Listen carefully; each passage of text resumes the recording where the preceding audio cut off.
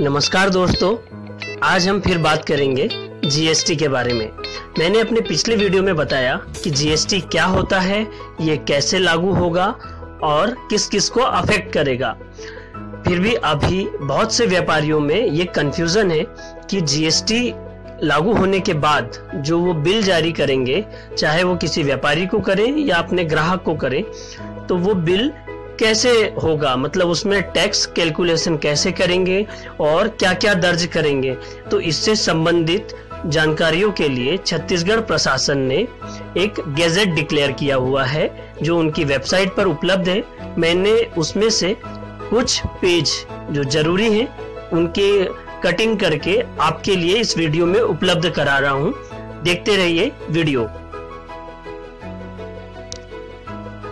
जो सबसे पहला क्वेश्चन उठ रहा है कि रजिस्ट्रेशन किसे कराना होगा, तो उसका जवाब यह है कि सामान्यतः जिनका सकल टर्नओवर, मतलब आपका जो ओवरऑल एनुअल टर्नओवर है 20 लाख रुपए से ज्यादा है, तो उन्हें पंजीयन कराना आवश्यक होगा। लेकिन यदि आपका टर्नओवर 20 लाख से कम है और आप एक ही राज्य में अपना लेन देन करते हैं, अपना कारोबार करते हैं, तो आपको ये रजिस्ट्रेशन कराना जरूरी नहीं होगा।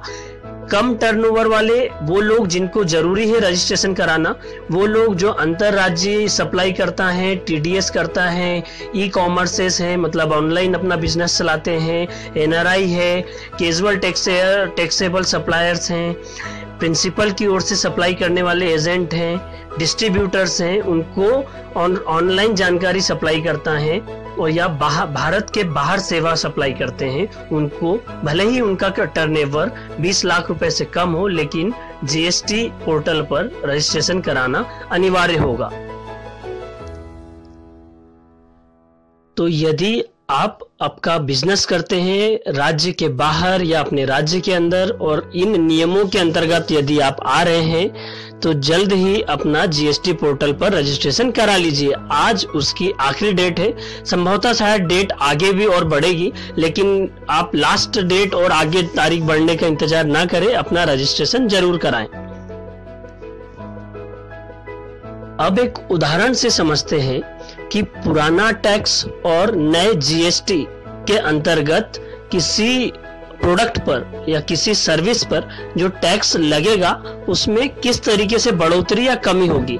तो यहाँ पर एक छत्तीसगढ़ प्रशासन ने अपनी वेबसाइट पर एक आयरन स्टील के निर्माता पर तुलनात्मक कर भार का उदाहरण प्रस्तुत किया है। उसके बारे में मैं डिटेल देख रहा हूँ, आपको साथ में शेयर कर रहा हूँ कि वेट के अंतर्गत जो पुराना सिस्टम था, वैट के अंतर्गत क्या क्या टैक्सेस लगते थे और जीएसटी के अंतर्गत क्या क्या लगते हैं, आप देख पाएंगे स्क्रीन पर। जैसे छत्तीसगढ़ का कोई निर्माता है और वो बाहर के व्यवसायी को अपना स्टील बेच रहा है 4 लाख रुपए का, तो उस पर एक्साइज ड्यूटी 12.5%, केंद्रीय कर 2%, और जो अगर दूसरे स्टेट में जाता है तो एंट्री कर 1%, वेट 5%। इस तरीके से कुल प्रोडक्ट की जो कीमत हो जाती है आपके सामान की, वो हो रही है, जो टैक्स लग रहा है उस पर, वो 87,270 रुपए। और जीएसटी के अंतर्गत क्या बदलाव हुए हैं, सेम अगर सेम रकम का, सेम अमाउंट का जो स्टील है, वो अगर हम राज्य के बाहर बेच रहे हैं तो उस पर आईजीएसटी और केवल आईजीएसटी लगेगा, क्योंकि आप इंटर स्टेट अपना कारोबार कर रहे हैं, तो वो होगा लगभग 72,000 रुपए का। और इस पर जो विक्रय होने के बाद में और 18% टैक्स लगेगा। इस तरीके से कुल जो टैक्स हो रहा है वो है 73,800 रुपए। तो लगभग 4 लाख की खरीद पर या 4 लाख के आपके स्टील के कारोबार पर जो टैक्स में बचत होगी वो 13,470 रुपए होगी। ऐसा छत्तीसगढ़ सरकार की वेबसाइट पर जीएसटी के संबंध में दिया हुआ एक गैजेट है। अब दुकानदारों में एक चीज को लेकर और कंफ्यूजन है कि टैक्स कैलकुलेशन कैसे करेंगे। तो यदि आप आपका प्रोडक्ट राज्य के अंदर ही बेच रहे हैं तो उसके बारे में डिटेल दी हुई है स्क्रीन पर। जो निर्माता है वस्तु का उत्पादन करने वाला, वो बेसिक मूल्य अगर 90 रुपए है और अपना लाभ दर्ज करता है 10 रुपए और टोटल विक्रय मूल्य हुआ 100 रुपए। अब इस पे जो जीएसटी देय होगा, एसजीएसटी और सीजीएसटी 10%, कुल टैक्सेबल रकम हुई 10 रुपए। इस तरीके से जो सेकंड विक्रेता है वो उस प्रोडक्ट को खरीदेगा 100 रुपए में और उस पर टैक्स कैलकुलेशन करके कुल कर जो देय होगा वो 1 रुपए। क्यों? क्योंकि 10 रुपए पहले ही दिया जा चुका है, तो 10% इनपुट क्रेडिट मिलेगा और वो टोटल टैक्स रकम 11 में से 10 रुपए माइनस होगा, तो 1 रुपए टैक्सेबल होगा। इस तरीके से ही आगे का भी प्रोसेस चलता रहेगा। ऐसा ही एक एग्जाम्पल दिया हुआ है कि राज्य के बाहर अगर आप अपना कारोबार करते हैं तो टैक्स कैलकुलेशन कैसे होगा उस पर।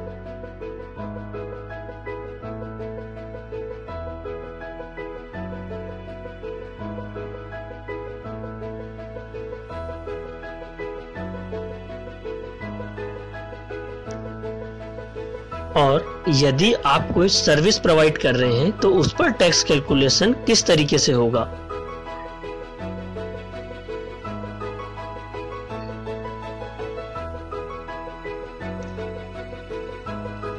आपके एक और कंफ्यूजन का जवाब दिया हुआ है कि आप जीएसटी के तहत बिल बुक में बिल कैसे फाड़ेंगे।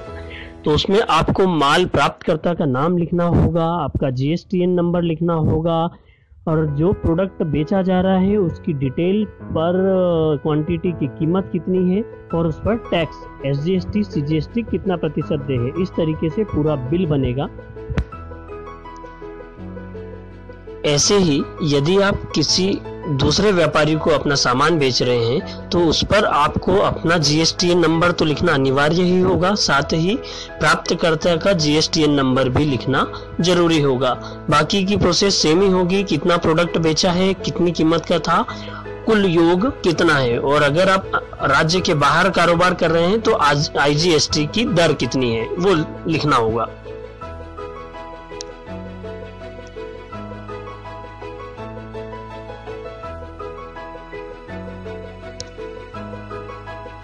तो दोस्तों तैयार रहिए आज रात के लिए, क्योंकि आज आज़ादी के जश्न के जैसा सरकार जश्न मनाएगी जीएसटी की लॉन्चिंग का। आप भी साथ दीजिए और ईमानदारी से अपना व्यापार कीजिए और जीएसटी को लेकर फैले हुए भ्रम को और अफवाहों पर ध्यान मत दीजिए। आपका कारोबार ईमानदारी से करते रहिए। ये देश हित में होने वाला सबसे बड़ा टैक्स रिफॉर्म है, कृपया साथ दीजिए। और ऐसी ही जानकारी के लिए देखते रहिए, लाइक कीजिए, सब्सक्राइब कीजिए, शेयर कीजिए। धन्यवाद।